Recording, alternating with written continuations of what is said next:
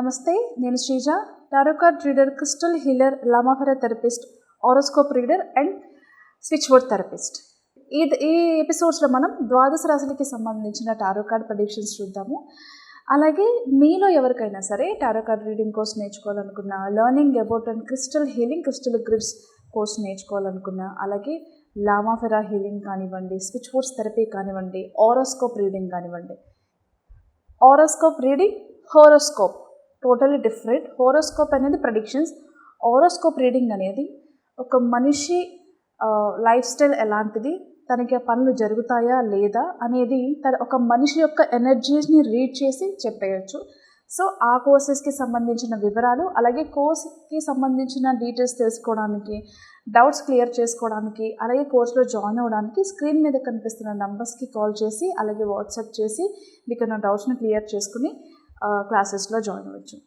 ఈ ప్రిడిక్షన్స్ మనకి 16వ తారీఖు నుంచి 31వ తారీఖు వరకు కూడా వర్తిస్తాయి. వృషభ రాశి టారో కార్డ్ ప్రిడిక్షన్స్ చూద్దాము. వృషభ రాశికి సంబంధించి చాలా రెస్ట్లెస్గా అనిపిస్తారు. డబ్బులు కూడా కొంచెం ఎక్కువగా ఖర్చు పెట్టే అవకాశం కనిపిస్తుంది. ఇంట్లో తల్లిదండ్రులకు సంబంధించిన విషయాల్లో కానివ్వండి, ఫ్యామిలీ మెంబర్స్ ఎవరికైనా సరే అనారోగ్య సమస్యల వల్ల కొన్ని డబ్బులు ఖర్చు అయ్యే అవకాశం, కొంత డబ్బు ఖర్చు అయ్యే అవకాశం కనిపిస్తుంది.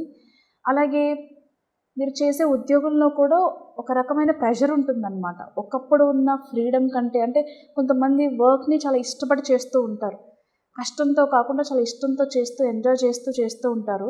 బట్ గత కొంతకాలంగా కూడా మీరు చేసే జాబ్ ఏదైతే ఉందో ప్రెషర్తో కూడిన పరిస్థితులు ఉండడం వల్ల కొంచెం జాబ్ చేంజ్ అవ్వాలి, లేకపోతే టీమ్ చేంజ్ అవ్వాలి, లేకపోతే ప్రాజెక్ట్ చేంజ్ అవ్వాలి అనే అంశాల్లో చాలా సతమతం అవుతూ ఉంటారు. కొన్ని ఇబ్బందులు అయితే కనిపిస్తున్నాయి ఉద్యోగపరంగా అయితే, అంటే స్ట్రెస్ అయితే తీసుకుంటున్నారు బాగా. అలాగే కొత్తగా ఏదన్నా జాబ్ ట్రయల్స్ చేస్తున్నప్పుడు కూడా అయినట్టే అనిపిస్తాయి, కానీ ఆఫర్ లెటర్ మాత్రం రిలీజ్ కాకుండా కొన్ని ఇబ్బందులు అయితే వస్తాయి. మేబీ శాలరీ డిస్సాటిస్ఫైడ్ ఉండొచ్చు, లేదా మీరు అడిగిన శాలరీ కంపెనీకే హై బడ్జెట్ అయి ఉండొచ్చు. ఏ రీజన్స్ వలనైనా సరే మీరు ఒక జాబ్ చేస్తూ ఇంకొక కంపెనీలో జాబ్కి ప్రయత్నాలు చేసే వాళ్ళు ఎవరైతే ఉన్నారో అక్కడ కొంచెం ఆలస్యం అయ్యే అవకాశాలు కనిపిస్తున్నాయి. మీరు అన్ని రౌండ్స్ సక్సెస్ఫుల్గా కంప్లీట్ చేసినప్పటికీ కూడా శాలరీ డిస్కషన్స్ దగ్గర అది ఆగిపోయే అవకాశం కనిపిస్తుంది ఈ వీక్లో అయితే, ఒక వీక్లో అయితే. బట్ నెక్స్ట్ వీక్ అవన్నీ కూడా ఒక ట్రాన్సాక్షన్స్ కానివ్వండి, వాళ్ళతో మీటింగ్స్ కానివ్వండి, కొంత మేరకు మళ్ళీ పుంజుకునే అవకాశం కనిపిస్తుంది. బట్ మనీ ట్రాన్సాక్షన్స్లో మాత్రం ఎప్పుడైనా సరే ఖర్చు పెట్టే ముందు ఆలోచించుకోండి. ఆరోగ్య సమస్యలు వస్తే మాత్రం ఆలస్యం చేయకుండా డాక్టర్ని సంప్రదించండి.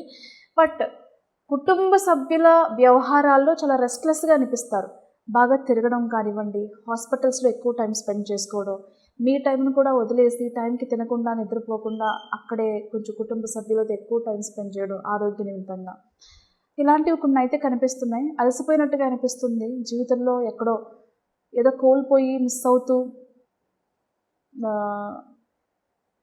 ఏదో ఫీలింగ్లో ఉంటారు. కొంచెం విసిగిపోయినట్టుగా, అలసిపోయినట్టుగా అనిపిస్తుంది, చాలా రెస్ట్లెస్గా అనిపిస్తుంది. అదే టైంలో మీకు కుటుంబ సభ్యులకు సంబంధించిన ఆరోగ్య సమస్యలు కూడా కొంచెం మిమ్మల్ని వేధించే అవకాశం కూడా కనిపిస్తుంది. అలాగే బ్యాంక్ లోన్స్ కానివ్వండి, హ్యాండ్ లోన్స్ కానివ్వండి, ఎవరికైనా పెండింగ్ ఉంటే కనుక, అంటే గత కొంతకాలంగా కూడా అన్ని డాక్యుమెంట్స్ సబ్మిట్ చేశాము, బట్ ప్రాబ్లం ఏంటనేది తెలియట్లేదు, బ్యాంక్ లోన్స్కి సంబంధించి రావాల్సిన డబ్బు అయితే ఆ ట్రాన్సాక్షన్ అనేది జరగట్లేదు అనుకుని ఫీల్ అయ్యే వాళ్ళకి ఖచ్చితంగా ఈ వీక్లో ఆర్ ఈ 15 days టైంలో ఏదో ఒక టైంలో మీకు రావాల్సిన లోన్ అయి తీరుతుంది. అలాగే ఏమైనా డబ్బులు రావాల్సి ఉంటే కనుక, అంటే ఎవరికైనా అడ్జస్ట్మెంట్ రూపంలో కానివ్వండి, అప్పు రూపంలో కానివ్వండి, లేదు ఎక్కడైనా గతంలో ఏదైనా ఇన్వెస్ట్మెంట్స్ చేసి దాని నుంచి క్విట్ అయిన తర్వాత మీకు రావాల్సిన మీ ఇన్వెస్ట్మెంట్ అమౌంట్ ఏదైతే ఉందో అలాంటి విషయాల్లో కూడా ఎక్కడైనా మీ డబ్బు స్టక్ అయ్యి ఉంటే కనుక అవి కూడా తిరిగి వచ్చే అవకాశం కనిపిస్తుంది. అంతేకాకుండా డబ్బు సహాయం కోసం ఎదురు చూసేవాళ్ళు, ఎవరైనా నా బిజినెస్లో నాకు ఇన్వెస్టర్గా ఉండి హెల్ప్ చేస్తే నేను మంచి అద్భుతాలు చేయగలను, బిజినెస్లో బాగా నడిపించి చూపించగలను, నాకు కావాల్సిందల్లా క్యాపిటల్ ఇన్వెస్ట్మెంట్ అనుకునే వాళ్ళకి అనుకోని రీతిలో అకస్మాత్తుగా ధనలాభం కలిగే అవకాశం కనిపిస్తుంది. అలాగే మీకు మంచి ఇన్వెస్టర్ దొరికే అవకాశం కూడా కనిపిస్తుంది. మొత్తం మీద వృషభ రాశికి సంబంధించిన వాళ్ళకి ఆకస్మిక ధనలాభం అనేది అయితే కనిపిస్తుంది. అలాగే సొంత ఇంటి నిర్మాణం కావచ్చు, ఏదైనా ప్రాపర్టీ కొనాలి అనుకున్న వాళ్ళు కానివ్వండి, ప్రాపర్టీ మీద ఇన్వెస్ట్ చేయాలి అనుకునే వాళ్ళు కానివ్వండి, అది ఫ్లాట్ అయినా, ప్లాట్ అయినా, ఓపెన్ ల్యాండ్ అయినా, పొలమైనా ఏదైనా సరే ఒక ప్రాపర్టీ మీద అయితే డబ్బులు ఇన్వెస్ట్మెంట్ అయితే చేయగలుగుతారు. అంతేకాకుండా వేరే వాళ్ళు చాలామంది బిజినెస్ ప్లాన్తో మిమ్మల్ని అప్రోచ్ అయ్యే అవకాశం కనిపిస్తుంది. అలాగే మీరు ఏదైనా సొంతంగా బిజినెస్లు చేస్తుంటే కనుక దానిలో మంచిగా రాణించే అవకాశం పెరుగుతుంది. జనాకర్షణ ధనాకర్షణ పెరుగుతుంది అని చెప్పడంలో ఎలాంటి సందేహం లేదు. ఇప్పుడు ఉన్న బిజినెస్లో ఇప్పుడున్న పొజిషన్ కంటే కూడా మంచి పొజిషన్కి మీరు రీచ్ అయ్యే అవకాశాలు కనిపిస్తున్నాయి. అలాగే ఫ్యామిలీలో ఉన్న సిస్టర్స్ కానివ్వండి, మరీ ముఖ్యంగా మీరు అబ్బాయి అయితే మీ ఫ్యామిలీ మెంబర్స్కి, మీ హస్బెండ్స్కి సంబంధించిన వాళ్ళ సపోర్ట్ లభిస్తుంది మనీ పరంగా. మీరు ఈ రాశికి సంబంధించిన అమ్మాయిలు అయితే కనుక ఖచ్చితంగా మీ ఫ్యామిలీలో ఉన్న మగవాళ్ళ సపోర్ట్ మీకు లభిస్తుంది.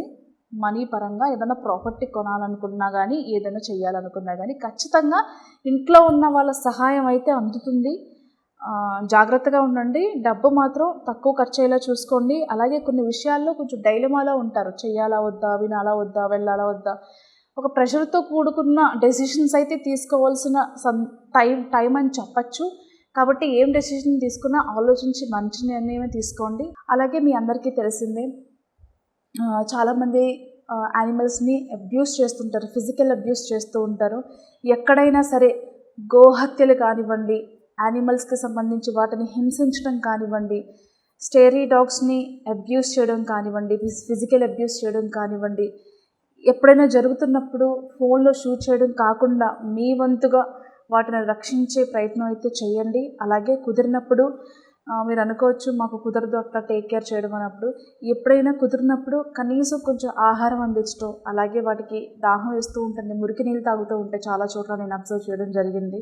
కాబట్టి కనీసం వాటర్ ఫెసిలిటీ కుదిరినప్పుడు డేలో ఒక్కసారైనా ఫుడ్ పెట్టే ప్రయత్నం చేయండి.